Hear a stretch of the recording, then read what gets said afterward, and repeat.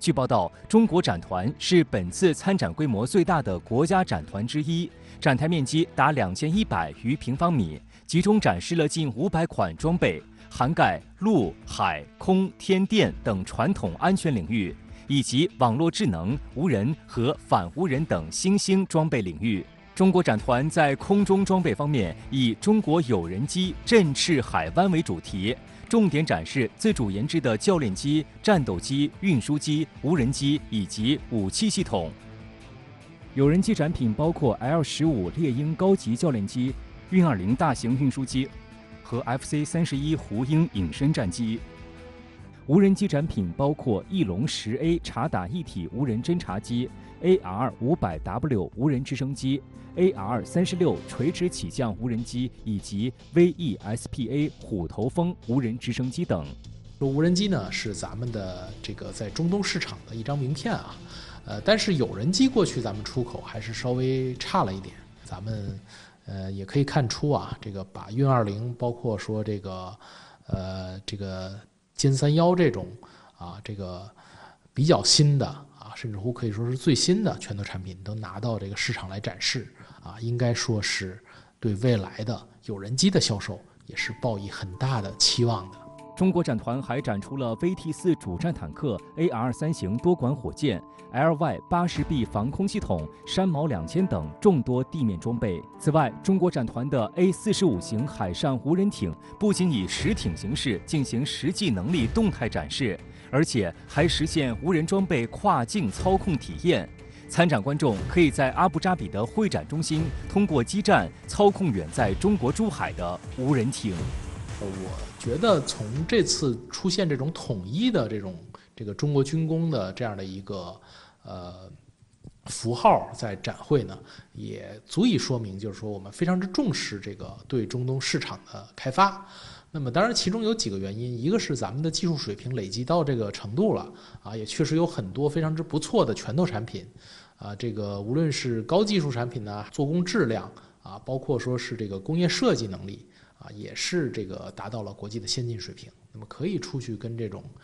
个国际大佬去掰一掰手腕了。在阿布扎比防务展上传来喜讯，阿联酋空军与中方签约采购12架 L-15猎鹰高教机，备受关注。据报道，这批教练机将装备阿联酋空军的骑士飞行表演队。另有消息指出，未来阿联酋空军最多可能再采购36架 L-15，从而将该型教练机的总采购数量提高到48架。此次阿布扎比现场展示的 L-15采用的是阿联酋空军涂装，这是一款新一代轻型战斗攻击教练机，具备空中加油的能力，主要用于战斗机飞行员的训练，内容包括飞行、对空作战和对地攻击等。阿联酋国防部日前宣布，从中国订购12架 L-15猎鹰高教机，并保留未来继续增购36架的意向。这是 L-15批量装备我国海空军以及成功出口赞比亚和埃塞俄比亚后取得的最新订单。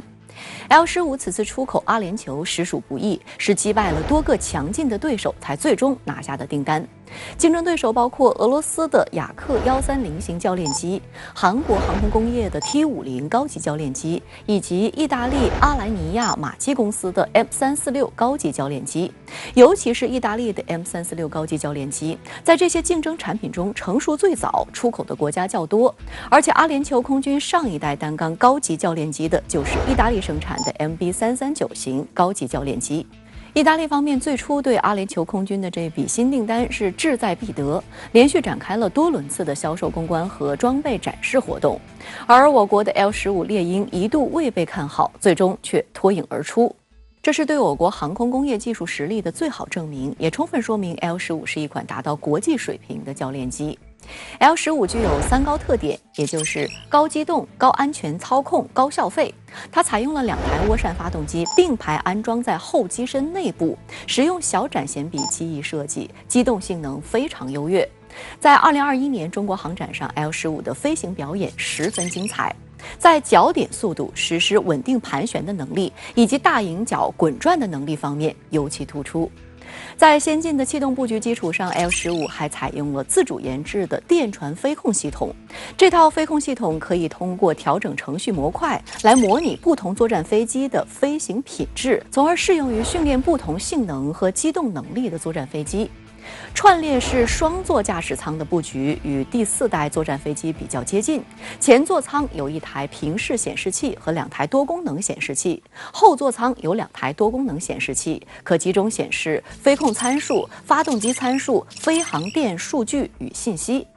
前后座舱内的4个显示器可互为备份，可以提高任务完成可靠度。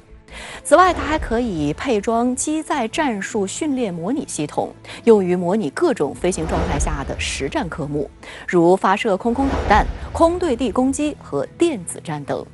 L-15高教机凭借着先进的气动布局、电传飞控系统和座舱显示设备，可以高效地满足第3代战斗机的训练。与此同时，还具备较高的效费比。L-15使用了大型部件整体成型等先进加工技术，不仅降低了使用维护的成本，还具有使用寿命长的特点。据报道 ，L-15的机体结构寿命达到了1万飞行小时，预计服役时间可达30年，处于国际先进水平。因此 ，L-15可以说是作为我国航空工业努力赶超世界先进技术水平的历史印记，承载着航空人、航空报国、航空强国的初心和使命。希望 L-15能够传来更多的好消息，在国际贸易市场赢得对中国军工更多的肯定。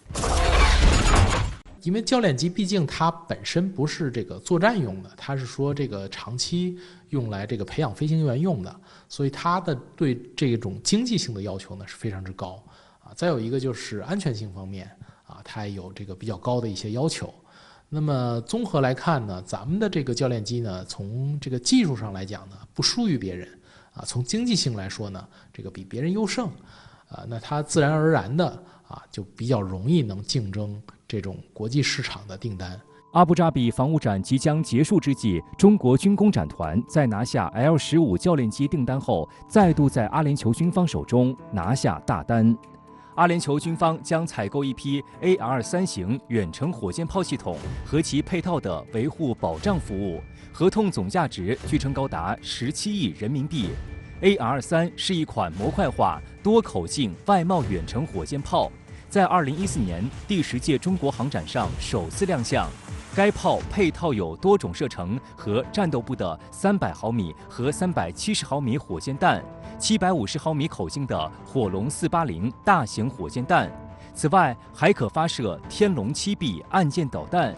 这已经不是阿联酋首次采购中国外贸火箭炮。2020年的阅兵式上，阿联酋就展示过其购买的 SR5型122 220毫米模块化火箭炮。值得注意的是，阿联酋陆军是美制海马斯火箭炮的老客户，据说已经至少购买了40辆海马斯火箭炮发射器。在以沙特为首的国际联盟打击也门胡塞武装的行动中，阿联酋的海马斯也曾经出场。